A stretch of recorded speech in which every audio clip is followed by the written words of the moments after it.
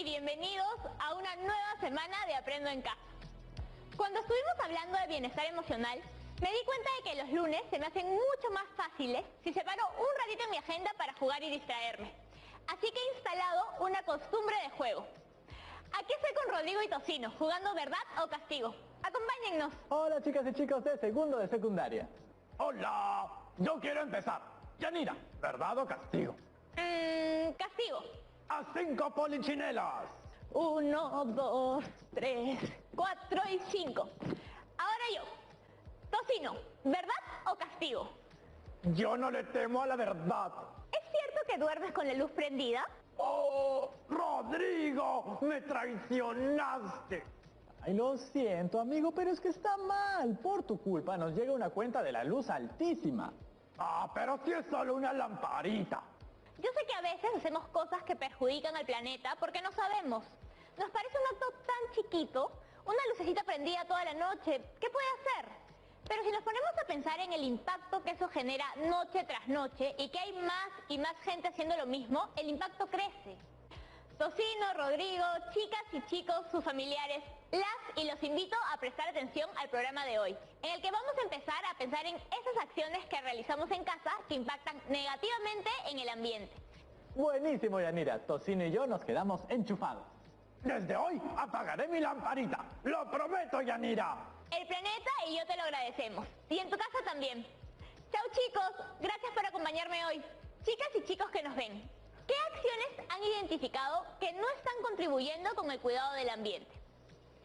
Les cuento que nos llamaron María Fernanda y Santiago, dos primos que viven en distintas regiones de nuestro país.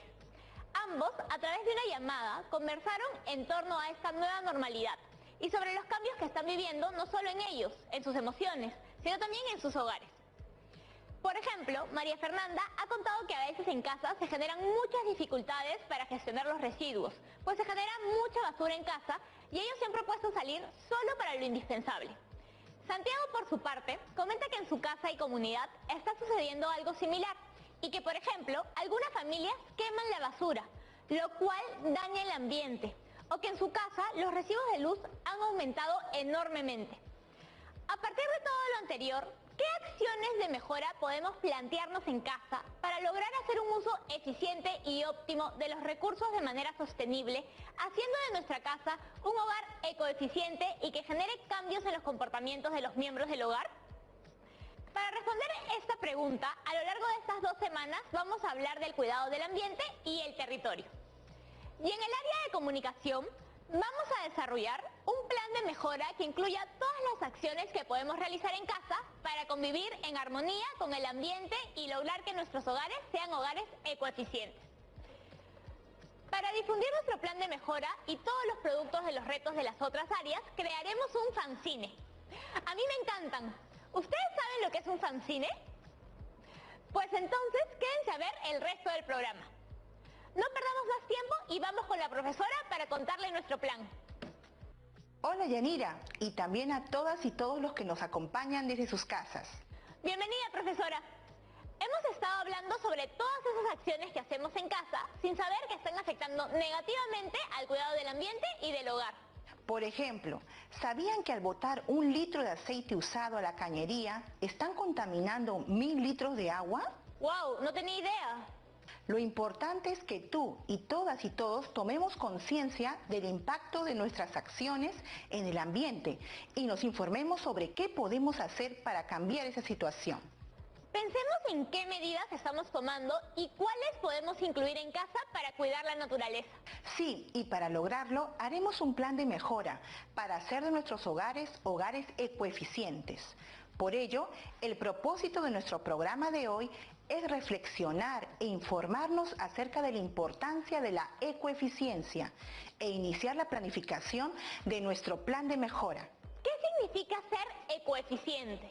Ser un hogar, una comunidad o un país ecoeficiente significa llevar a cabo acciones y planes para hacer un uso eficiente y óptimo de los recursos y así reducir el impacto negativo en el ambiente. Esto implica identificar acciones que no están contribuyendo en este cuidado. Este es un primer paso, pero para lograr cambios significativos y sostenibles tenemos que elaborar una propuesta integral. como el plan de mejora, nuestro reto para estas 2 semanas. Así es, un plan de mejora se construye partiendo de la identificación de una problemática que conocemos y queremos solucionar. Para hacerlo, es importante que nos planteemos objetivos y en base a ellos, acciones para alcanzarlos. Definitivamente es un texto distinto a los que hemos estado viendo antes. ¿Seguiremos también el proceso de planificación, textualización, revisión y difusión? Claro que sí. Como ya saben, iniciaremos la planificación de nuestro plan de mejora. Y como ya sabemos, la planificación se adapta a las características propias de cada texto. ¿Cuál será nuestro primer paso? Como con todos los textos, determinar la situación comunicativa, el propósito, el destinatario, el registro y la extensión. Así es, este siempre es nuestro primer paso, pues nos ayuda a identificar nuestro propósito. ¿Y cuál será el siguiente paso? Nuestro segundo paso consiste en determinar la propuesta de trabajo. Para hacerlo, debemos considerar 5 aspectos clave. El primero es identificar y describir el problema. Porque tenemos que conocer bien la problemática para generar soluciones oportunas. El segundo aspecto a tomar en cuenta es identificar y describir las causas y consecuencias del problema. Luego, cuando ya conocemos mejor el problema, podemos pasar a proponer los objetivos que nos ayudarán a solucionarlo. Con nuestro objetivo bien claro, podemos plantear cómo lo vamos a lograr, ¿cierto? Sí, podemos pasar a plantear las acciones para lograr el objetivo y finalmente construir y planificar la implementación de nuestro plan.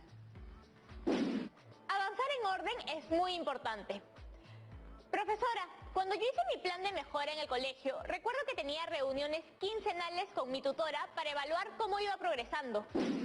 Este es el tercer paso, el proceso de seguimiento y medición de resultados en el que haremos una evaluación de la implementación de las actividades planteadas y el cumplimiento de nuestros objetivos a partir de evidencias que podamos recoger en casa, que evidencien la mejora a partir de nuestro objetivo propuesto. Para hacerlo, las actividades que planteemos deben ser específicas, medibles, posibles y con un marco de tiempo para ser realizadas. Ahora que ya conocemos todos los pasos que vamos a seguir, estamos listas y listos para dar el primero. Determinar la situación comunicativa. Muy bien, para determinar el propósito nos preguntamos, ¿qué queremos lograr a través de nuestro texto? Queremos generar conciencia del impacto que nuestras acciones en el hogar pueden tener en el ambiente.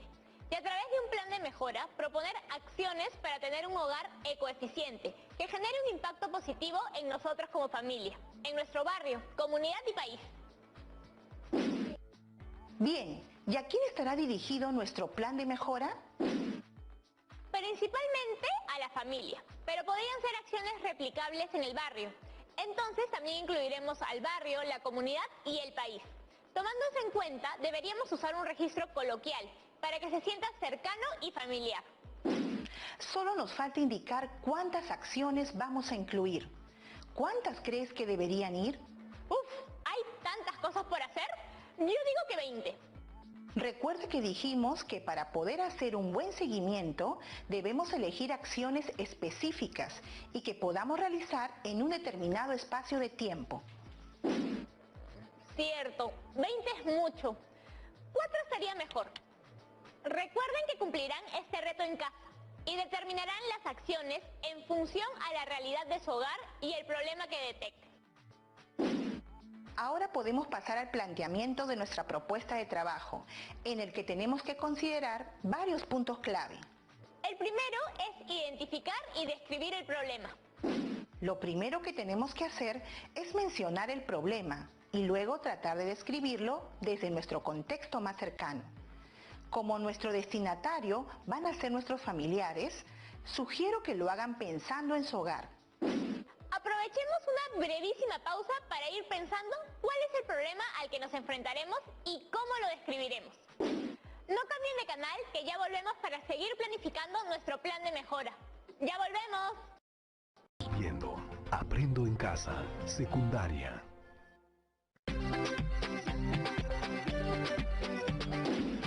Ya regresamos. Antes de la pausa pausa estábamos preparándonos para iniciar el segundo paso en la planificación de nuestro plan de mejora, que es determinar la propuesta de trabajo. Y para ello, el primer aspecto a abordar es identificar y describir el problema. En este punto debemos profundizar un poquito más en torno a la problemática, que de acuerdo a lo que hemos venido reflexionando, gira en torno a aquellas acciones que tenemos en casa y que perjudican en el ambiente y en el hogar. Sí, pensando en eso y para profundizar un poco más en el proceso de investigación que debemos hacer, invité a Pamela Bravo. Ella es subgerenta de Estrategia Ambiental y Cambio Climático de la Municipalidad de Lima, para que nos cuente un poco más sobre los hogares ecoeficientes.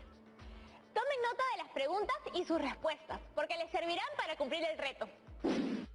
Hola chicas y chicos, soy Pamela Bravo, soy ingeniera ambiental y he venido a hablarles de los hogares ecoeficientes. ¿Qué es un hogar ecoeficiente y cuáles son sus características?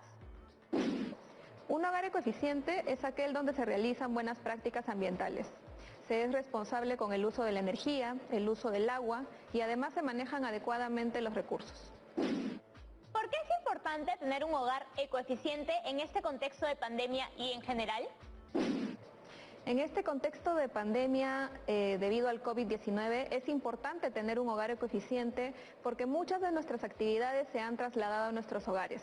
Hoy en día muchos de nosotros estamos estudiando o trabajando desde casa. Entonces es importante ser responsable con el uso de la energía, del agua, de la generación de residuos y el uso en general de todos los recursos en el hogar, porque ahora estamos gastando mucho más en nuestras casas. ¿Cómo pueden las y los adolescentes convertirse en agentes de cambio para contribuir al cuidado del ambiente desde sus hogares? Las y los adolescentes pueden convertirse en agentes de cambio desde sus hogares compartiendo la importancia de realizar buenas prácticas ambientales con su familia y con su comunidad. Por ejemplo, en cuanto a energía, la importancia de apagar las luces de los espacios en los cuales no estamos, la importancia de desenchufar los artefactos eléctricos y electrónicos que no estamos utilizando. También, por ejemplo, la importancia de reemplazar las luminarias de nuestra casa por luminarias ahorradoras o LED. En cuanto al agua, por ejemplo, qué importante es reemplazar la grifería de nuestro hogar por grifería más eficiente en el uso del recurso agua, tan importante para la ciudad y para el país. Y además el aceite, por ejemplo, que utilizamos en la preparación de los alimentos del día a día. Qué importante es no verter este aceite por el fregadero del hogar, ya que finalmente esto llega al mar, contaminando y afectando el ecosistema acuático. ¿Qué impacto tienen nuestras acciones en el ambiente? Todas las acciones que desarrollamos todos los días generan impacto sobre el ambiente, positivos o negativos. Todos los días generamos residuos, todos los días utilizamos agua, todos los días utilizamos energía. Todo esto genera gases de efecto invernadero, lo que es el causante del cambio climático, de lo cual ya vemos sus efectos, por ejemplo, en el recrudecimiento de los desastres naturales que afectan la ciudad durante el fenómeno del Niño cada año. También es un dato importante a considerar que de acuerdo a la organización WWF, el 1 de agosto de este año ya nos hemos consumido todos los recursos que la Tierra podía producir para nosotros para todo el año. Es decir, que ya estamos en un déficit. Es importante que tomemos conciencia y tengamos esta información presente para que analicemos nuestras acciones y seamos todos consumidores responsables e implementemos acciones ecoeficientes verdaderas en nuestros hogares. Chicas y chicos, espero que toda esta información les haya servido y puedan implementar acciones ecoeficientes en cada uno de sus hogares. Nos vemos.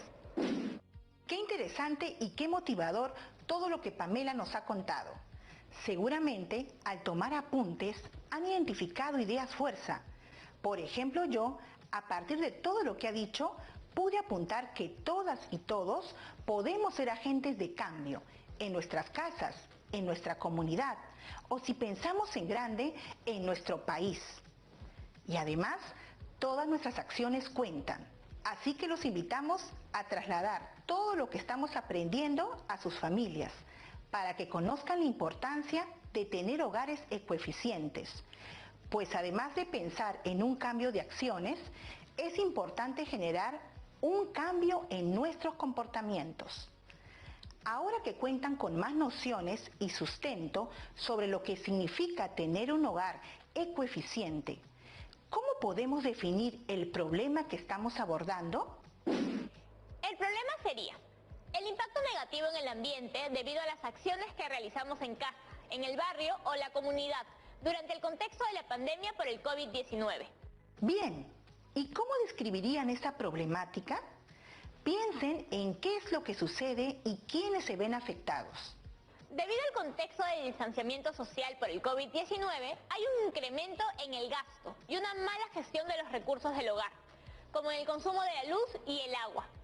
Esto tiene un impacto, además de en el hogar, en el cuidado de la comunidad, del barrio y del país. Asimismo, impacta en la economía familiar.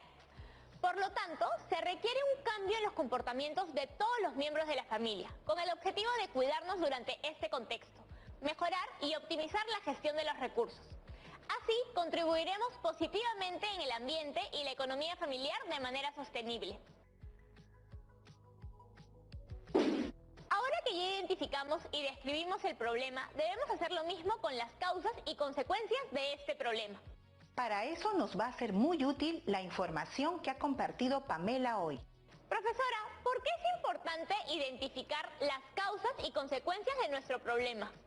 Porque en base a este análisis podremos plantear nuestros objetivos. Por ejemplo, si la principal causa es la desinformación, podríamos hacer una campaña informativa. En cambio, si la principal causa es la falta de conciencia del impacto de nuestras acciones, podríamos hacer una campaña que invite a la reflexión. ¿Ya vieron lo importante que es que sigamos todos los pasos y en orden? Es verdad, Yanira, que debemos seguir cada uno de los pasos establecidos en la planificación. Pero también no olvidemos que hay un paso que lo iremos realizando a lo largo de todo el proceso de planificación e incluso de textualización. Y es el proceso en el que nos informamos y aprendemos más del tema que estamos abordando. Esto es importante porque a medida que planifiquemos, nos iremos dando cuenta de qué información necesitamos para construir un plan más potente. Así es, profesora. Tanto para comunicarnos oralmente como a través de un texto escrito, la lectura es necesaria. Gracias a ella, sustentamos nuestras propias ideas, podemos tener argumentos más sólidos y coherentes. Ahora, ¿cómo vamos a plantear las causas y las consecuencias de nuestro problema? Podemos valernos de una herramienta que nos ayuda a plantear problemáticas de una forma más visual y concreta, el árbol de problemas. Para completarlo, tengamos en cuenta que en el tronco va la definición de nuestro problema. En las raíces ponemos las causas, porque son las que los han originado, y en las ramas las consecuencias, que representan lo que el problema ha producido. ¿Así? En las causas hemos señalado el desconocimiento del impacto negativo de la mala gestión de los recursos en casa, la falta de información en torno a estrategias que ayuden a los hogares, barrios y comunidades a ser más ecoeficientes, y los comportamientos que no favorecen el cuidado del ambiente y la gestión de los recursos. Arriba en las ramas hemos considerado algunas que afectan directamente a los hogares, como el incremento de los gastos, y otras que repercuten en el ambiente, como el incremento de los residuos o la contaminación. Buen trabajo, Yanira. Ahora que conocemos bien el problema, sus causas y consecuencias, podemos formular los objetivos de nuestro plan de mejora. Si el problema que hemos planteado es el impacto negativo en el ambiente debido a las acciones que realizamos en casa, el barrio o la comunidad durante el contexto de pandemia por el COVID-19, el objetivo general que propongo es lograr que nuestra casa sea un hogar ecoeficiente, donde se gestionen y optimicen los recursos con un impacto positivo en el ambiente. Y tomando en cuenta las causas que hemos identificado, ¿cuáles serían los objetivos específicos? Serían dos. Proponer acciones concretas para implementar en el hogar una gestión óptima y eficiente de los recursos. Y el segundo objetivo específico es generar un cambio en los comportamientos para lograr un cambio sostenible que permita tener un hogar ecoeficiente.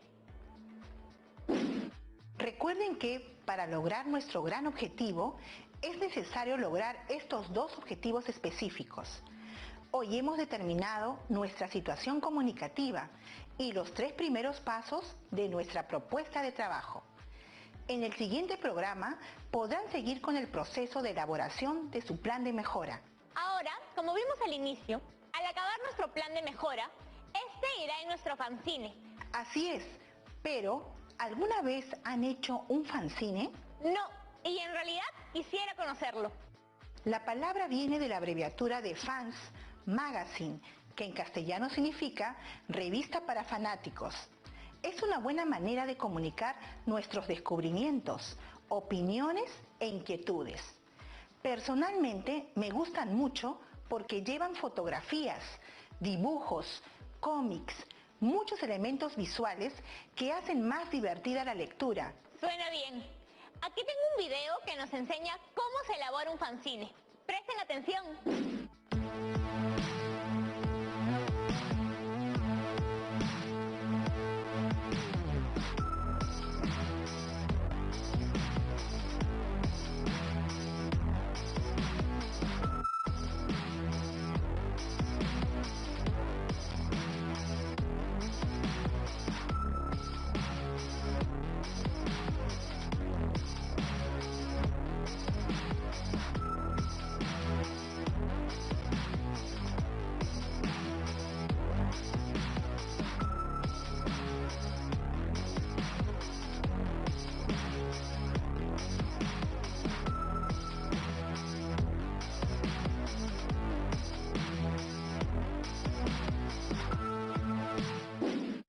Como vimos en el video, para elaborar un fanzine debemos seguir 4 pasos.